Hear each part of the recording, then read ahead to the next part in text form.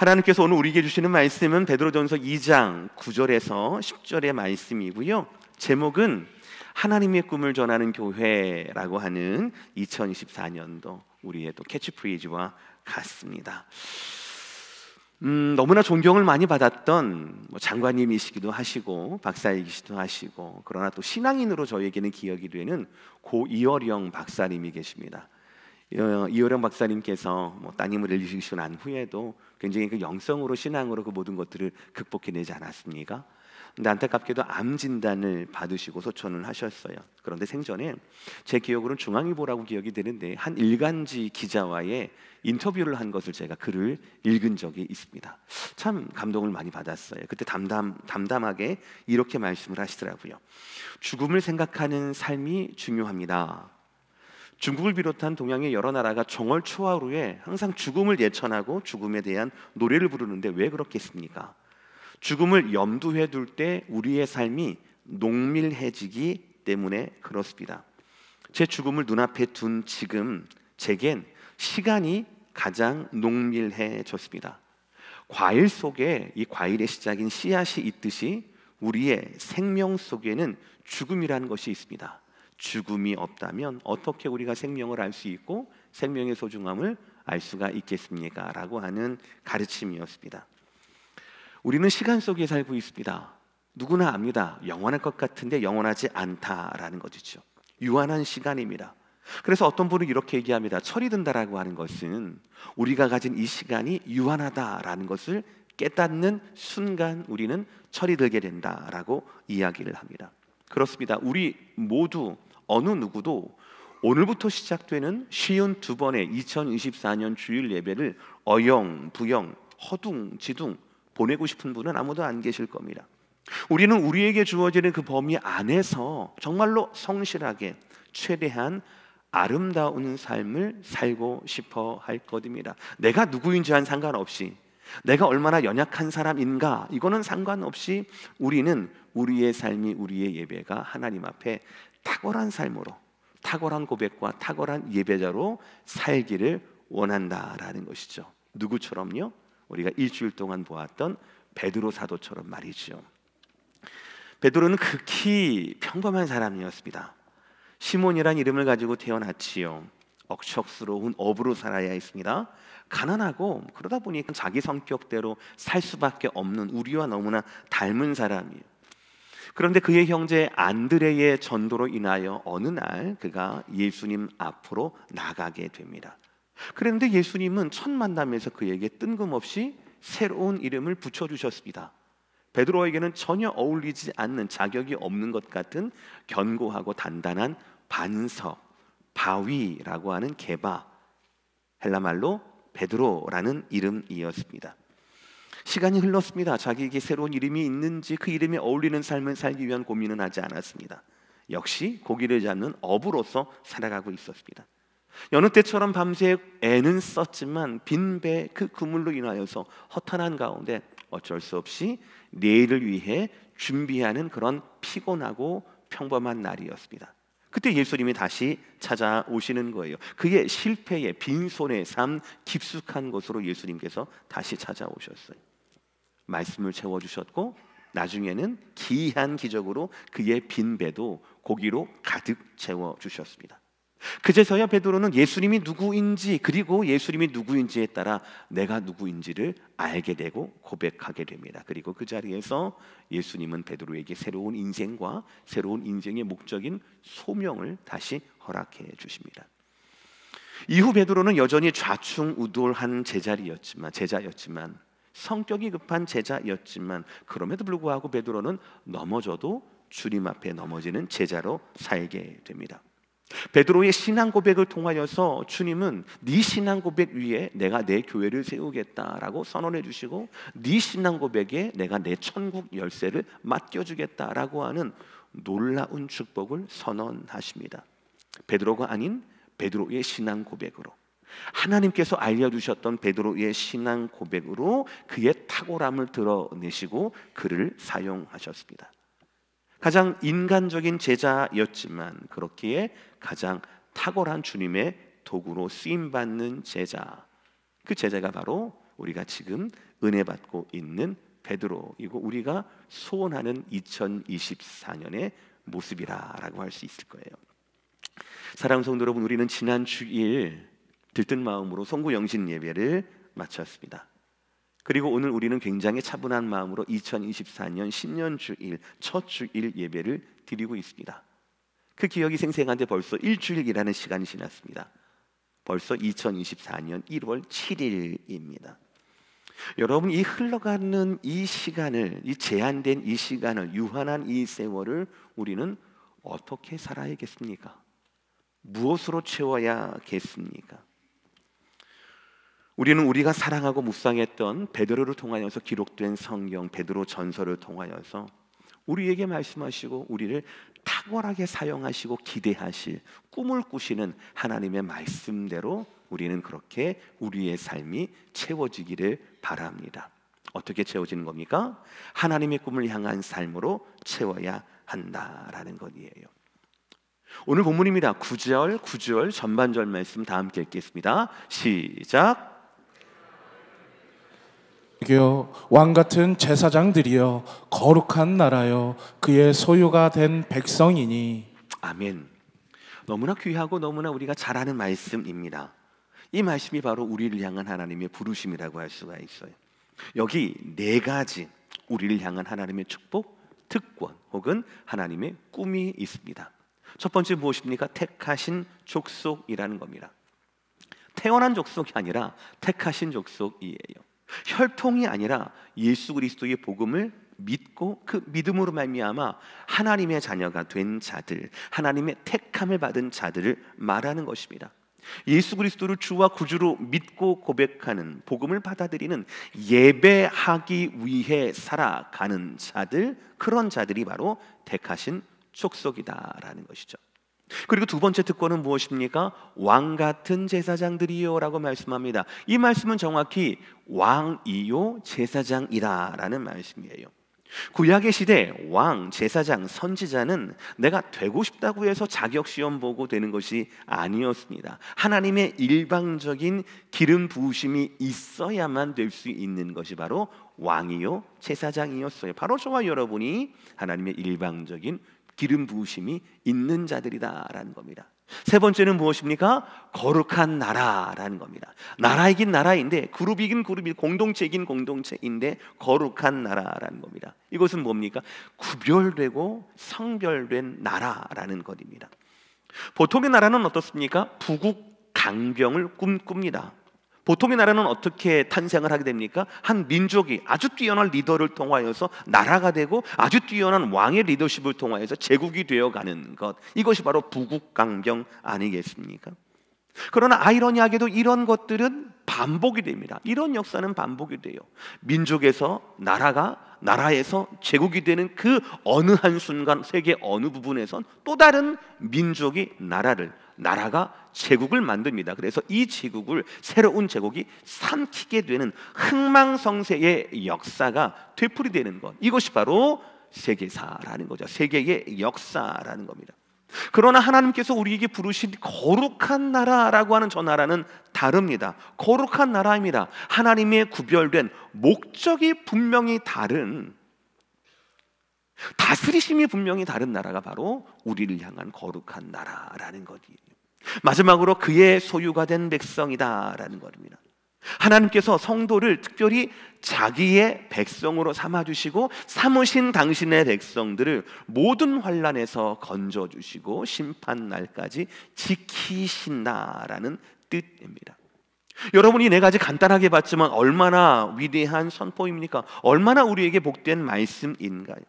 그런데 여러분, 이 네 가지 부르심 가운데 택하신 족속이요, 왕이요 제사장이요, 거룩한 나라요, 소유된 백성이라고 하는 이 네 가지의 공통점이 무엇인 줄 압니까? 그것은 바로 우리를 위한 특권이나 정체성이 아니라, 이 특권과 정체성은 하나님을 위한 특권과 정체성이다라는 것이에요. 우리를 위한 것이 아니라 하나님을 위한 부르심이 바로 저와 여러분을 향하신 하나님의 부르심이라는 것입니다. 약간 신학적으로 말씀드리면 이 네 가지 정체성 모두는 구약의 용어입니다. 그렇죠. 제사, 제사장, 그리고 뭐 나라, 이런 것들은 모두가 다 구약의 용어들입니다. 그리고 이 네 가지 특권은 모두가 다 제사와 성전이라고 하는 개념에 집중되어 있습니다. 제사하기 위해서 택하신 족속이고요, 제사하기 위한 왕 같은 제사장들이고요, 제사하고 난 후에 거룩한 나라가 되는 거고요, 제사를 통하여서 우리는 하나님의 소유고 구별된 백성으로 이 땅에 남는 것이잖아요. 그러니까 이 2장 9절에 나와 있는 네 가지 우리의 특권 정체성은 이 모두가 구약의 개념이기도 하고, 특별히 구약에서 제사와 성전이라는 개념으로 내로우 다운되는, 더욱더 집중되는 개념이다라고 할 수가 있겠어요. 그런데 여러분 생각을 해보시면 제사도 그렇고 성전도 그렇습니다. 이것이 제사장을 위한 제도이나 제사장을 위한 장소입니까? 아니에요. 제사이든 성전이든 이 모든 것들은 하나님을 위한 제사이고 하나님을 위한 장소라는 것입니다. 그것이 본질입니다. 그러니까 우리가 받고 우리가 기대하는 이 네 가지 정체성은 우리를 위해 존재하는 것이 아니라 하나님을 위해, 하나님의 기쁨을 위해 존재해야 한다라는 것이에요. 그러나 이스라엘은 구약에서는 이 일에 실패합니다. 참된 율법인 하나님의 마음과 참된 제사인 하나님의 함께 하신 하나님의 임재를 그들은 거부합니다. 그래서 이 땅에 그리스도 예수께서 직접 오신 것이죠. 여러분, 우리가 2주 전 성탄주간의 말씀을 통해 배웠듯이, 확인했듯이, 이 하나님의 꿈을 가로막는 그 질긴 죄와 사망의 고리를 끊기 위해서, 사망의 주인 노릇하는 이 땅의 마귀를 멸하기 위해서 하나님의 아들이 우리와 같은 육신의 옷을 입고 이 땅에 오셨습니다. 기억하십니까? 죽음으로 죽음을 멸하기 위해서 이 땅에 오셨다라는 것. 하나님의 독생자 예수 그리스도는 우리를 향한 하나님의 꿈, 오늘 말씀으로 보면 택하신 족속이요, 왕 같은 제사장이요, 거룩한 나라요, 그의 소유된 백성이라고 하는 이 꿈을 이루기 위해서 오셨고, 사셨고, 죽으셨고, 부활하셨다라는 것이죠. 사랑하는 성도 여러분, 우리에게 이 하나님의 꿈을 꾸게 하시고 이 꿈을 품게 하시며 결국 이 꿈을 이루게 하신 분은 바로 하나님 한 분이십니다. 우리를 위해 그 아들을 주신 그 하나님은 그 꿈을 이루기 위해 더 이상 아낄 것이 없는 분이다라는 것이에요. 우리 다 함께 로마서 8장 32절의 말씀 읽어보겠습니다. 시작. 자기 아들을 아끼지 아니하시고 우리 모든 사람을 위하여 내주시니가 어찌 그 아들과 함께 모든 것을 우리에게 주시지 아니하겠느냐. 할렐루야. 여러분, 흐름을 잘 보셔야 합니다. 하나님께서 하나님의 꿈을 이루기 위해서 실패한 구약을 뒤로하고 그 아들이 직접 오셨습니다. 그래서 우리를 그 꿈을 꾸게 하셨어요. 택하신 족속으로, 왕 같은 제사장으로, 거룩한 나라로, 그의 소유된 백성으로 살게 하셨다라는 거죠. 예수 그리스도를 통하여 말미암아라는 것이죠. 그 아들을, 하나님의 꿈을 이루기 위해서 우리에게 그 아들을 주신 그 하나님이 다른 아낄 것이 무엇이 있느냐라는 32절의 말씀이에요. 그런데 다른 아끼는 것이 없어요. 구하는 것마다 다 주실 거예요. 그런데 모든 것을 주시는 것이 아니라 모든 것을 누구와 함께 주신다라고 말합니까? 말씀하고 있습니까? 그 아들과 함께 모든 것을 우리에게 주시지 않겠느냐라고 말씀하는 거예요. 여러분, 여기에서 중요한 것은 모든 것이 아닙니다. 우리가 선하고 우리가 소원하고 우리가 기도하고 우리가 필요한 이 모든 것이 아닙니다. 그 모든 것에 집중되는 것이 아니라 여기에 방점은 아들과 함께 주신다라는 것입니다. 이게 중요한 거예요. 여러분, 2024년 여러분의 기도의 제목을 무엇으로 채우셨습니까? 여러분이 송구영신 예배 가운데 말씀 카드를 받으셨지 않습니까? 그렇죠? 그러면서 우리의 기도의 제목을 우리가 정리를 했을 겁니다. 그 기도의 제목 무엇으로 채우셨습니까? 1번이 뭡니까? 2번이 뭡니까? 3번이 뭡니까? 그런데 우리가 주님 앞에 무엇을 구하든지 간에 하나님은 우리에게 그 구하는 것을 주시는 것을 아끼지 아니하시는데, 우리가 구하는 것을 주시는 것이 아니라, 그것만 주시는 것이 아니라 구하는 것을 주실 때 아끼지 않지만 주님과 함께 주신다라는 사실이에요.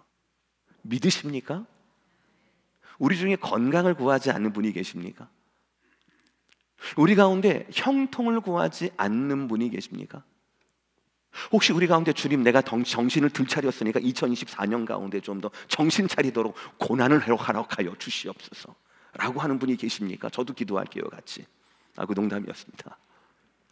우리는 모두 다 건강의 복을 구합니다. 형통의 복을 구합니다. 경제적인 복뿐만 아니라 물질의 복뿐만 아니라 우리의 자녀들이, 우리의 자손들이 별 탈 없이 무탈하게 직장 생활하고 학교 생활하고 진학하고 진급하고 결혼도 하고 아이도 숭숭숭 낳고 하는 거를 원합니다. 믿는 자가 누릴 수 있는 형통을 원한다라는 거예요. 그런데 그 형통을 우리 주님은 아끼지 않으신다라고 하는 거예요. 단 조건이 하나 있어요. 그 모든 것들을 누구와 함께? 아들과 함께 우리에게 주시지 아니하겠느냐. 무슨 말씀입니까? 여러분이 구하는 건강은 주님과 함께 누려야 할 건강이라는 거예요. 할렐루야. 이겁니다.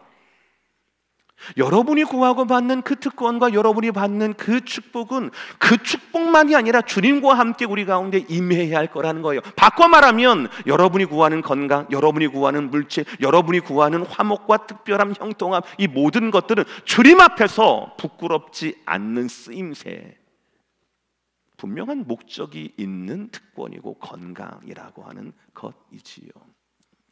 저를 포함해서 우리 모두가 다 건강을 위해서 기도할 겁니다. 그러나 건강을 하나님이 주실 거예요. 아끼지 아니하시니까요. 그러나 분명한 것은 우리가 받은 건강은, 은사로서 받은 건강은, 회복은 주님 앞에 부끄럼 당하지 않는 건강이어야 한다는 겁니다. 그러니 사랑하는 성도 여러분, 하나님이 건강을 주시고 건강한 몸을 가지고 여행만 가면 되겠습니까? 안 되겠습니까? 왜 대답을 안 하세요? 여행을 가셔도 좋아요. 근데 주님 앞에 부끄럽지 않는, 예배하는, 나에게 건강을 주신, 복음을 주신 그 하나님께 부끄럽지 않는 우리의 건강, 우리의 형통, 우리의 자녀들의 잘됨이 되어야 한다라는 것입니다.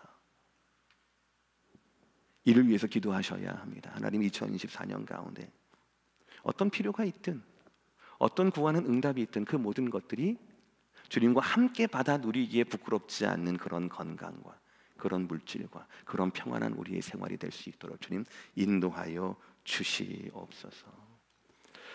우리를 향한 하나님의 축복은, 하나님의 꿈은 그것만 받는 것이 아니라 주님과 함께 받는 겁니다.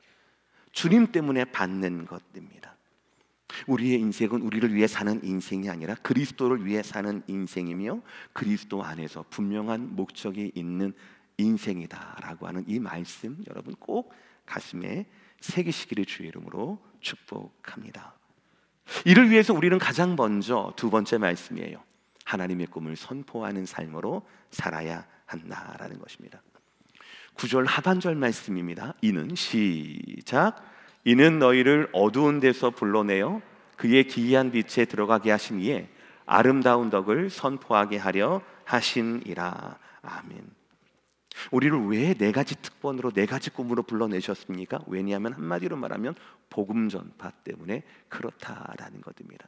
여러분의 건강을 왜 주셨습니까? 복음 전파 때문에. 여러분의 평안한 생활을 왜 주시는 겁니까? 복음 전파 때문에. 몸이 아픈데도 불구하고 우리의 마음의 평안을 왜 주시는 겁니까? 복음 전파 때문에라는 것이지요. 이 말씀에서 이는이라고 하는 것은 이유를 말하는 겁니다. 우리에게 주신 네 가지 특권과 꿈은 분명히 목적이 있다라는 겁니다. 그리고 누가 우리에게 이 특별한 꿈과 목적을 주신, 이 특권을 주신 하나님은 누구이십니까? 너희를 어두운 데서 불러내어 그의 기이한 빛에 들어가게 하신 이, 좀 긴데요. 결국 한 분 하나님이에요. 하나님이에요. 하나님의 아름다운 덕을 선포하게 하려 함이라 말이 됩니다. 그런데 이 하나님이라는 분을, 하나님이라는 이 단어를 왜 이렇게 문장으로 길게 중문으로 썼을까요? 분명한 이유가 있어요. 왜냐하면 하나님의 말씀은, 베드로 사도는 하나님이 우리에게 어떤 일을 하셨는가를 분명하게 기억하기를 원하는 거예요. 강조하기를 원합니다. 우리는 어떤 사람이었습니까? 어두운 데 있던 사람들이었어요. 그 우리에게 하나님은 어떤 일을 하셨습니까? 불러내셨어요. 그래서 기이한 빛에 들어가게 하셨습니다. 기이하라고 하는 것은 놀랍고 신비롭다라는 겁니다. 즉 영적 생명으로 거듭나게 하셨다라는 거예요. 어두운 데 있는 우리를 불러내어서 영적 생명으로 거듭나게 한, 빛 가운데 걸어가게 하신 이 모든 것들을 오늘 말씀은 하나님의 아름다운 덕이라고 말씀하고 있습니다. 복음이죠, 복음. 근데 중요한 건 바로 뭐냐면 그 덕을 어떻게 하느냐, 우리로 말미암아 선포하게 하려 하심이라라는 겁니다. 이 선포하다라는 단어는 바로 뭐냐면 입 밖으로 내다, 널리 선언하다, 말하다라는 뜻입니다. 이것이 바로 하나님의 복음을 입 밖으로 선언하기 위해서 우리를 네 가지 축복과 네 가지 꿈으로 부르시는 것, 이것이 바로 우리의 삶을 향한 하나님의 바람이고 하나님의 꿈이라는 것이에요.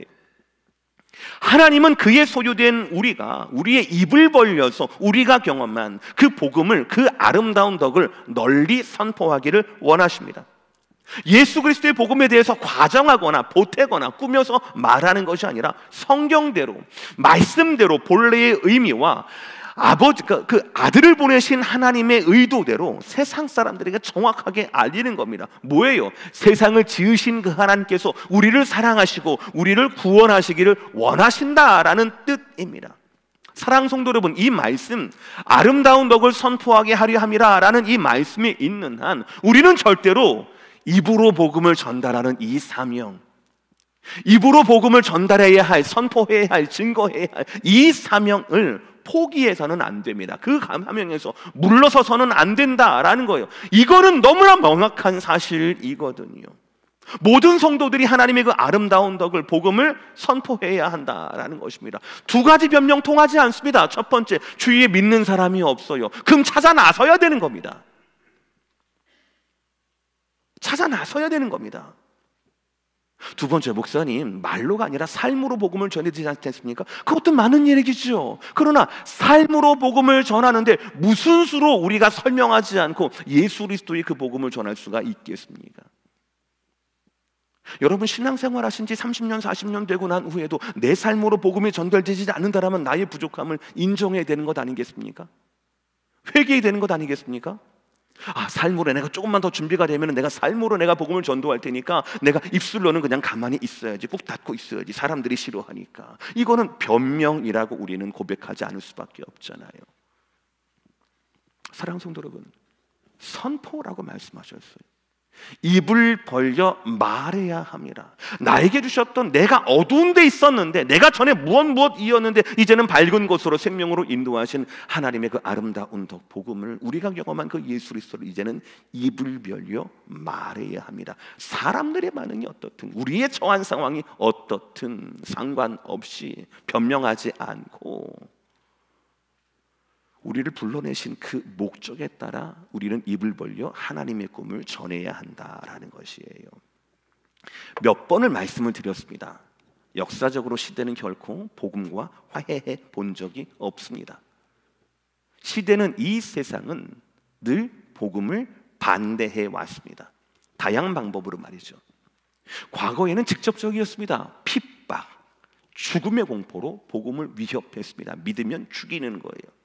중세 때는 달콤하게 권력으로, 금력으로 복음을 훼손시켰습니다. 지금은 어떻습니까? 무관심하게, 성도조차 말씀에 무관심하게, 성경적인 교회가 무엇인지, 성도다운 성도가 무엇인지, 성도의 사명이 무엇인지, 하나님의 성도에게 복을 주시고 불러주신 목적이 무엇인지를 잃어버리게, 잊어버리게 하는 것으로 우리를 유혹합니다. 그래서 성도들에게, 교회들에게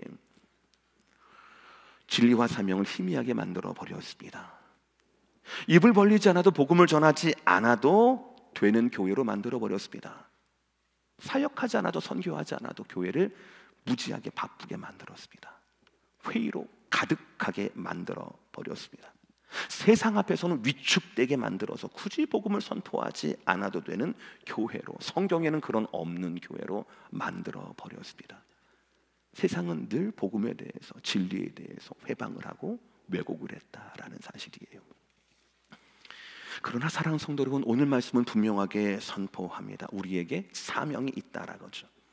하나님의 아름다운 덕을 입을 벌려 선언해야 한다, 선포해야 합니다.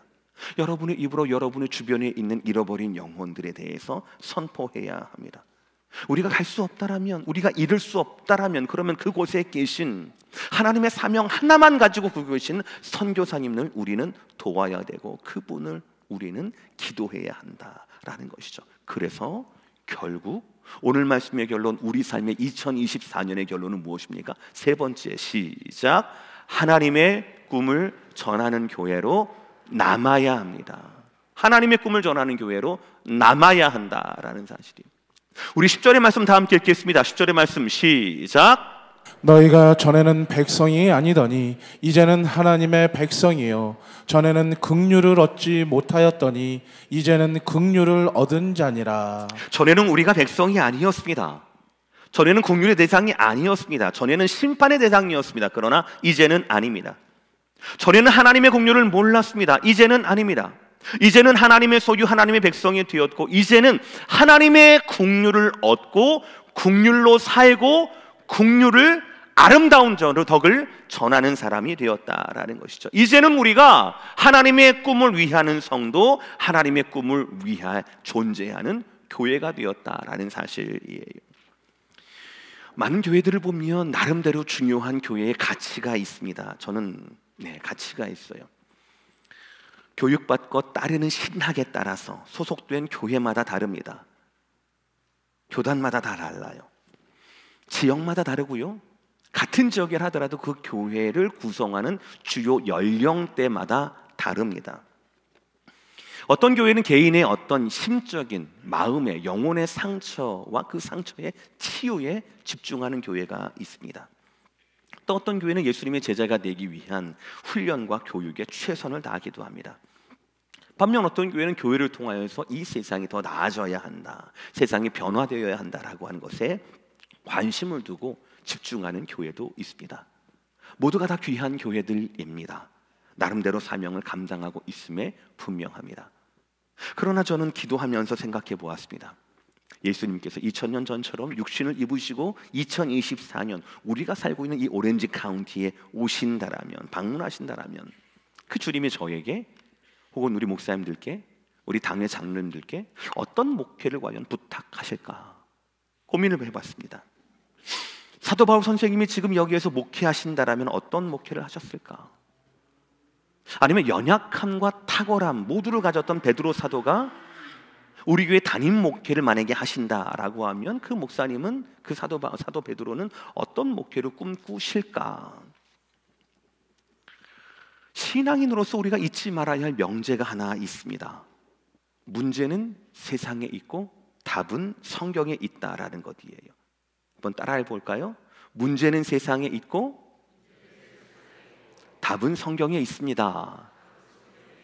한번 이어서 한번 해볼까요? 문제는 세상에 있고 문제는 세상에 있고 답은 성경에 있습니다. 시작. 문제는, 답은, 세상에 수많은 문제들이 있습니다. 새롭게 생겨납니다. 그러나 그 모든 문제의 답은 예수 그리스도라는 것이죠.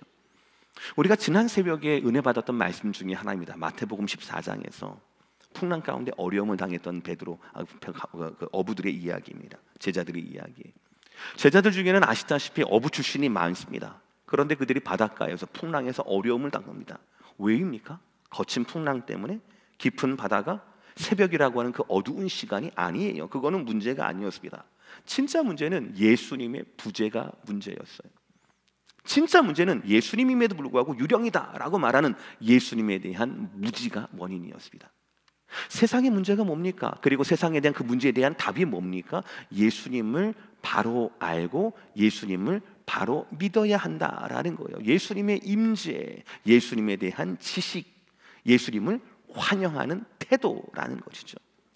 사랑하는 성도 여러분, 예수님이라면, 사도 바울이라면, 사도 베드로라면 우리 교회에서 가장 먼저 무엇을 하셨겠습니까? 저는 믿어요. 먼저 예수님은 우리가 누구인지를 분명하게 알려주셨을 거예요. 너희는 택한 족속이다. You are a chosen people. 너희는 택한 민족들이야, 택한 족속들이야 라고 하면서 하나님이 우리를 택하시고 택한 결과 우리가 가진 특권들에 대해서 확인해 주셨을 거예요. 하나님이 아니면, 주님이 아니면 꿈꿀 수 없고 상상할 수 없고 품을 수 없었던 하나님의 아름다운 꿈을 다시 새겨주셨을 겁니다. 그리고 거기서 그치지 않으셨을 거예요. 분명히 그렇습니다. 이 특권에는, 이 부르심에는, 이 꿈에는 분명한 목적이 있다라고 깨닫게 하셨을 거예요. 다메섹 길거리에서 사도 바울을 만나신 분명한 목적이 있었어요. 베드로 이름을 바꾸신 목적이 있었고요. 베드로에게 깊은 데로 가서 그물을 내려라라고 하는 목적이 있었습니다. 사도 바울에게는 이방인을 위해 택한 나의 그릇이라고 하는 하나님의 비전이 있었고, 사도 베드로에게는 이제후로는 내가 사람을 취하리라 라고 말씀하신 분명하고도 새로운 소명이 있었다라는 것입니다. 주님은 오늘 말씀을 통하여, 베드로전서의 말씀을 통하여서 그 꿈을 우리에게 말씀해 주고 계십니다. 무엇입니까? 우리는 택한 족속이라는 거예요. 예전에는 그렇지 않았는데, 원래는 그렇지 않았는데 하나님으로, 그 복음으로 말미암아 우리를 택해 주셨다라는 겁니다. 그리고 택한 것보다 더 우선인 것은 거기에 목적이 있다라는 겁니다. 그것이 무엇입니까? 아름다운 덕을 선포하게 하려 하심이라. 이것은 변하지 않는 가치입니다. 시대가 변하고 세대가 바뀌고 사람이 변한다 하더라도, 목회자들이 바뀐다 하더라도, 교회의 모양과 위치가 바뀐다 하더라도 교회를 향하신 하나님의 특권과 그 특권을 통한 하나님의 목적, 그 꿈은 변하지 않는다라는 거예요. 택하신 자에게 맡기신 사명은 동일합니다.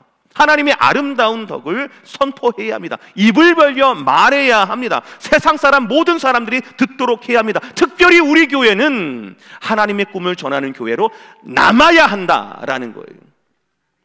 우리만 즐길 것이 아니라, 우리만 신날 것이 아니라, 우리만 거룩하고 우리만 뿌듯할 것이 아니라 그런 교회로 남아야 합니다. 우리의 다음 세대에게, 다른 교회에게도 선한 영향력을 끼쳐서, 교회는 말씀대로, 교회는 우리의 꿈이 아니라, 담임 목사의 꿈이 아니라 하나님의 꿈이 전해지고 하나님의 꿈이 환영을 받는 교회가 진짜 교회구나라고 50년 뒤에도 100년 뒤에도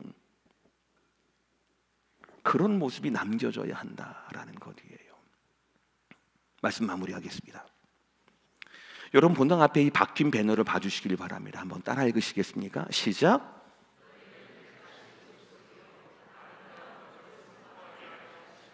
아멘. 오늘 설교의 핵심이에요. 오늘은 2024년 쉬운 두 번째 중에서 제일 첫 주일입니다. 우리 예배가 이제 시작했습니다. 우리는 압니다. 시작이 있으니 2024년 쉬운 두 번째 마지막 송구영신 예배가 있을 것, 우리가 맡은 시간이 제한되었다라는 것, 유한하다라는 것을 우리가 압니다. 그러므로 우리는 압니다. 말하지 않아도 압니다. 설교하지 않아도 압니다. 그 시간들을 채우는 것이, 때우는 것이 진짜 의미가 있는 것이 아니라 그 시간들을 사명으로 채우는 삶, 그런 예배, 그런 교회가 되어야 한다. 그것을 하나님이 기뻐하신다는 것을 우리는 잘 압니다. 우리에게 인생을 주시고 하루라는 선물을 주시고 특별히 믿음이라는 복됨을 주시고 공동체, 예배하는 공동체를 허락하신 하나님의 목적을 이루는 삶, 그런 1월 7일, 이것이 하나님이 진짜 우리에게 원하시는 소원이라는 것을 우리는 잘 압니다. 앞에 펼쳐진 이 배너의 이 말씀을 여러분 붙잡으십시오. 1년 동안 붙잡으십시오. 새벽마다, 예배마다 보고 마음에 새기십시오. 그리고 사모하십시오. 내가 누구라고 하는 것, 그러나 나를 누구로 부르신 그 목적이 있다라고 하는 것을 사모하셔야 합니다. 첫 번째 문장에만 계시면 안 되는 겁니다. 거기에만 머물면 안 되는 겁니다. 왜 부르셨는데요? 왜 부르셨는가? 그거를 봐야 한다라는 것이지요. 여러분의 가정이, 우리의 교회가 이 하나님의 꿈을 이해하고 환영하며 이 하나님의 꿈을 전하는 교회로 쓰임받게 해달라고 여러분들 소원하십시오. 그것이 하나님께서 우리에게 원하시는, 또 하나님이 기뻐하시는 우리를 향한 하나님의 목적입니다. 바라기는 사랑 성도 여러분, 우리가 우리의 기쁨과 우리의 뜻을 이루기 위해서 살아가는 인생이 아니라 하나님의 뜻과 하나님의 목적을, 그 기쁨을 이루는 인생으로 살아날 수 있는 오늘 하루 첫째 주일이 되시기를 예수 그리스도 이름으로 축복하며 기도합니다. 기도하시겠습니다.